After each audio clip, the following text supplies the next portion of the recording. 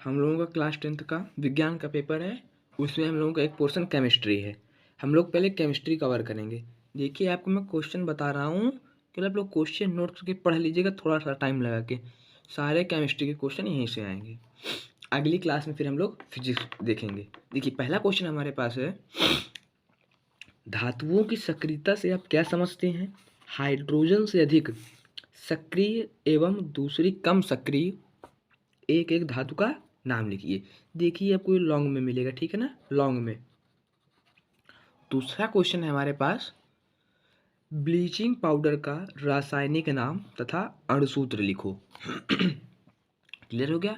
इसके बाद है तीसरा, ब्लीचिंग पाउडर बनाने की विधि बताइए तथा समीकरण लिखिए।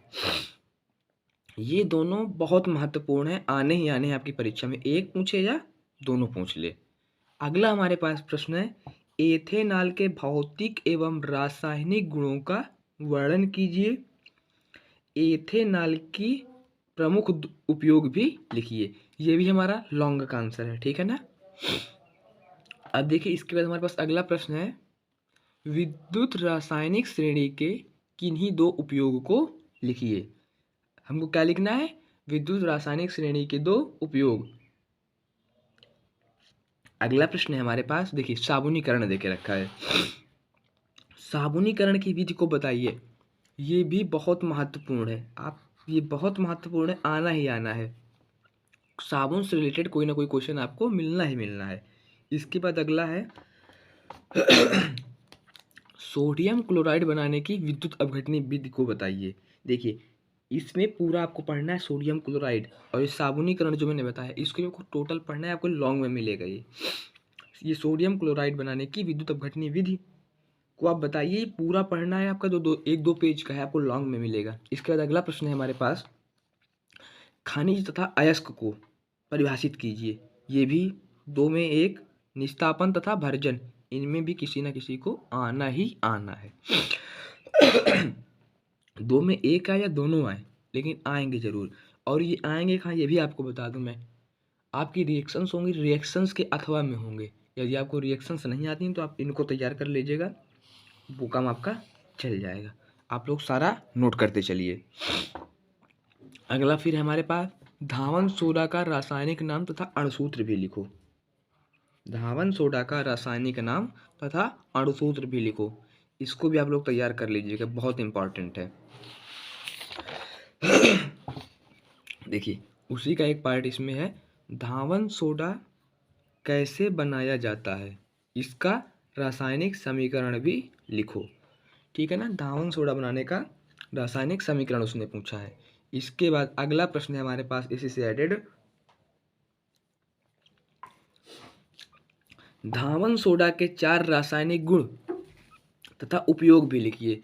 इसके गुण भी लिखने और हमको इसके उपयोग भी लिखने। देखिए ये दोनों मैं भी फिर बता दूं आपको, आप मेरी पिछली क्लासेस में देख लीजिएगा जाके, मैं जो बताता हूँ फालतू बिल्कुल नहीं बताता, जो बोर्ड परीक्षा में आपके आना होता है वही बताता हूँ। ये दोनों ये और ये, ठीक है ना, ये ब्लीचिंग वाला, इससे कुछ ना कुछ आपको मिलना ही मिलना है। अब देखिए अगला है हमारे पास, प्लास्टर ऑफ पेरिस को पूर्ण रूप से समझाइए। प्लास्टर ऑफ पेरिस आपको पूरा पढ़ना है, कुछ ना कुछ मिलेगा।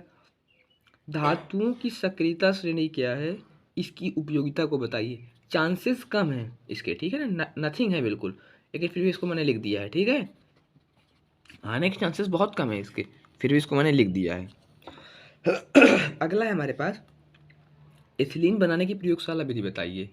ठीक है ना, ये भी बहुत इंपॉर्टेंट है। एथिलीन बनाने की प्रयोगशाला विधि बहुत बहुत इंपॉर्टेंट है, इसको भी आप लोग पढ़ लीजिएगा। इसके बाद हमारे पास कुछ परिभाषाएं हैं। क्रियात्मक समूह पढ़ना है आपको, एल्कीनों का ओजोनीकरण, समजातीय श्रेणी, स्थिरीकरण, ये आपको पढ़ना है, ठीक है ना। बात क्लियर हो गई आप लोगों को। इसके बाद हम लोगों को पढ़ना है, देखिए इसमें कुछ तत्वों के परमाणु क्रमांक,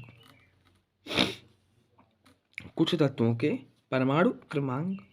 अब देखिए हमको कुछ तत्वों के परमाणु क्रमांक दे देगा, इसमें 4, 2, 4, 6, 8 ऐसे हमको दे देगा। हमको तत्वों की पहचान करनी है, ठीक है ना।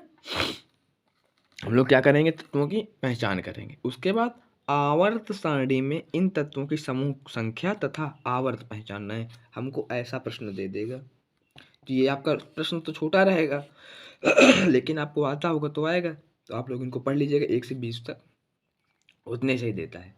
देखिए ये हो गई हम लोगों की केमिस्ट्री।